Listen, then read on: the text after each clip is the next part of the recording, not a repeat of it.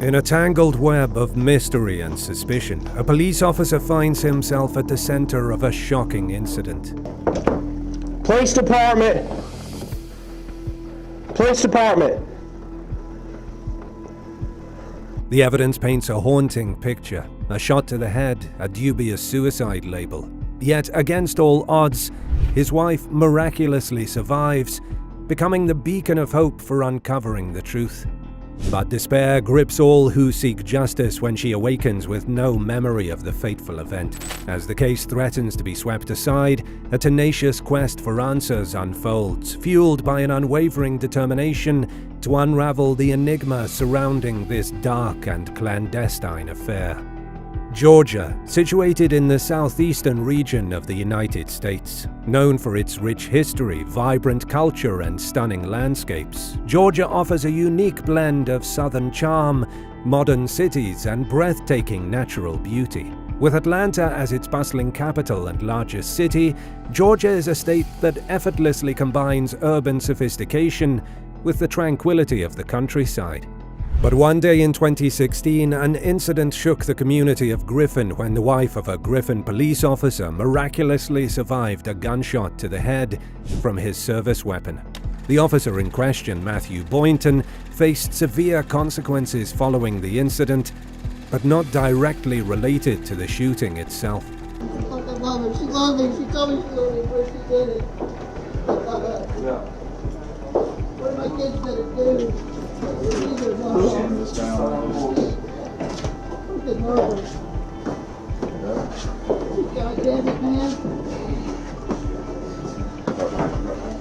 On July 28, 2017, Boynton found himself arrested for providing false information to his department regarding the possession of a gym bag containing his estranged wife Jessica's personal belongings.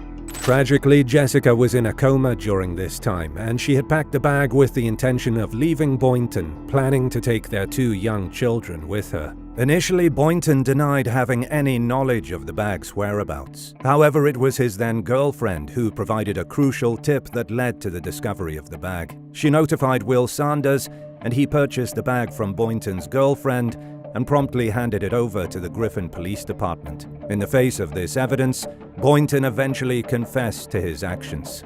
As the investigation unfolded, authorities also examined Sanders' involvement in the matter. Ultimately, Jessica's shooting was deemed a suicide, despite some concerns raised by her doctor at the Atlanta Trauma Center.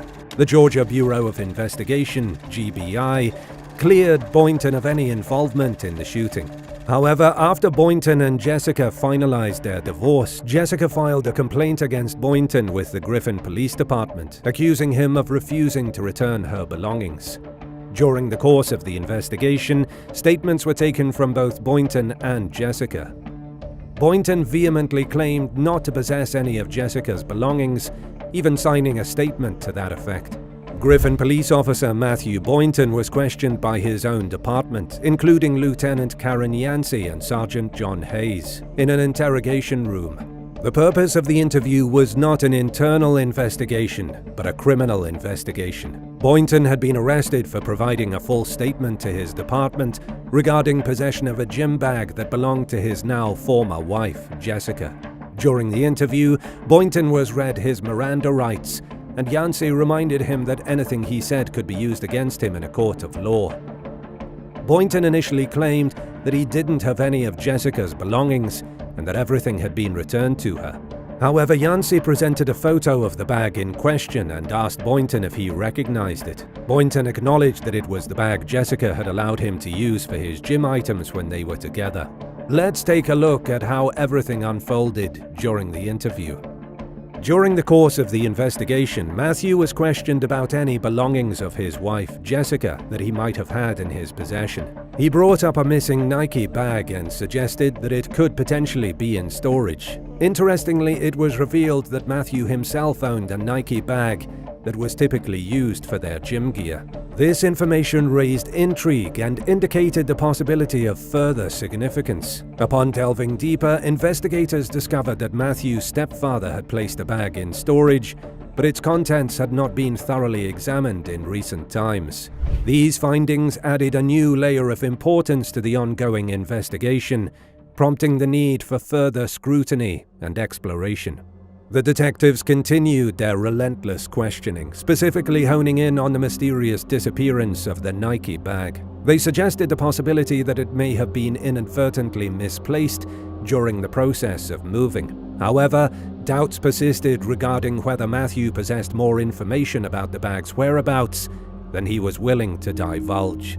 The detectives recognized the potential significance of the bag as a potential source of vital evidence and were resolute in their determination to locate it. Their unwavering focus on finding the bag underscored its potential value in advancing the progress of the investigation. Eventually, it was revealed that Matthew's new girlfriend was in possession of Jessica's Nike bag, shedding light on the reason behind all the inquiries. Overwhelmed by emotions, Matthew was unable to hold back his distress as he contemplated the far-reaching consequences of the investigation on his children and his career. Despite his vulnerable state, the detective remained persistent, relentlessly probing Matthew about his failure to mention the Nike bag earlier. In an attempt to defend himself, Matthew began offering excuses, desperately trying to justify his previous omissions and inconsistencies. The room grew increasingly tense as the weight of the situation, combined with the detective's unyielding questioning, created a palpable atmosphere of tension and unease. Matthew's deep concern for his career and the welfare of his children became evident as he contemplated his actions and recognized his failure to fulfill his obligations. Or is this just a facade to portray in front of the police? As the interrogation finally came to an end, Matthew was left alone to grapple with his thoughts and emotions. However, his distressing situation took another devastating turn when he received the disheartening news that he had been relieved of his duties as a police officer. This development only added to the weight of his already overwhelming circumstances, leaving him in a state of profound despair. In a perplexing turn of events, Jessica awoke to find herself afflicted with amnesia, unable to recall the details of the shooting incident. Astonishingly, despite evidence to the contrary, the authorities inexplicably classified the shooting as an attempted suicide, abruptly closing the case. This puzzling conclusion left numerous questions unanswered and unresolved, leaving a lingering sense of uncertainty and a need for further investigation into the incident. Following a resilient battle, Jessica emerged from a 3-week coma and is now in a stable condition, showcasing an incredible recovery.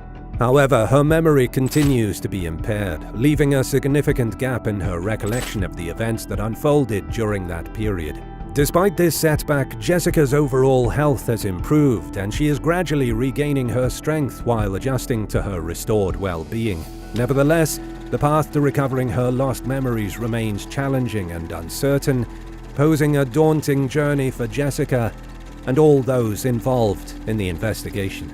The case at hand continues to hold an air of mystery, with indications that a wealth of undisclosed information lies beneath the surface of the current findings. The ongoing investigation has only begun to scratch the veneer, leaving behind a multitude of unanswered questions and intricate complexities that yearn to be unraveled.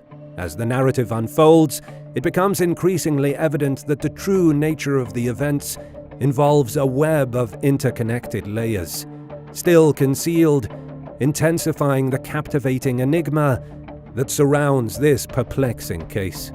During the questioning conducted by a GBI agent, Matthew Boynton vehemently denied any change of clothing on the night of the incident. However, compelling evidence emerged that directly contradicted his statement. The footage captured by an officer's body camera revealed Matthew wearing a distinctive red jacket at the scene, while surveillance footage from a Walmart later that same night depicted him in entirely different attire. These glaring discrepancies cast a shadow of doubt over Matthew's veracity and potentially implicate him further in the unfolding events. The case surrounding the alleged shooting of Jessica, Matthew's former wife, remains shrouded in mystery, giving rise to a multitude of perplexing questions. Contrary to Matthew's initial report, it has been discovered that Jessica was not shot in the head. Instead, the evidence strongly suggests that she sustained a blow to the head from a blunt object, as there was a conspicuous absence of bullet wounds or gunshot residue on her hands. This startling revelation adds to the intrigue and raises significant concerns about the accuracy of Matthew's account and his potential involvement in the incident. Further investigation has revealed significant inconsistencies between Matthew's reported timeline of events and witness testimony, surveillance footage, and other evidence. Moreover, Matthew's behavior during the investigation, including his falsehoods about changing his clothes and washing his hands, as well as his subsequent theft of Jessica's property and subsequent lies about it, further heightens suspicions about his overall credibility. Despite the presence of glaring discrepancies and compelling evidence to the contrary, the Georgia Bureau of Investigation shockingly closed the case, deeming it a suicide. This decision completely disregarded the crucial information that emerged, including Jessica's survival from the incident with a severe head injury and her subsequent memory loss. The mishandling of the investigation, coupled with the potential for a cover-up, reveals a distressing lack of justice for Jessica. In response to these deeply concerning circumstances, a petition has gained momentum, calling for the involvement of the Federal Bureau of Investigation to assume control of the case. The petition advocates for a thorough and comprehensive examination of all leads and evidence, aiming to ensure that justice is served for Jessica, who has been denied the closure she deserves. Additionally, the petition seeks to protect others from potential harm if Matthew is indeed responsible for the incident. Given the pressing urgency and profound significance of this matter, it is imperative that swift and appropriate action is taken to uncover the truth, rectify the failures of the initial investigation, and provide a fair and equitable resolution for Jessica. The pursuit of justice in this case must not waver until the full truth is revealed and those responsible are held accountable. If you enjoyed this video, make sure to hit the like button and subscribe for more content like this. Also, share your thoughts in the comments below. Do you think Matthew is guilty or innocent?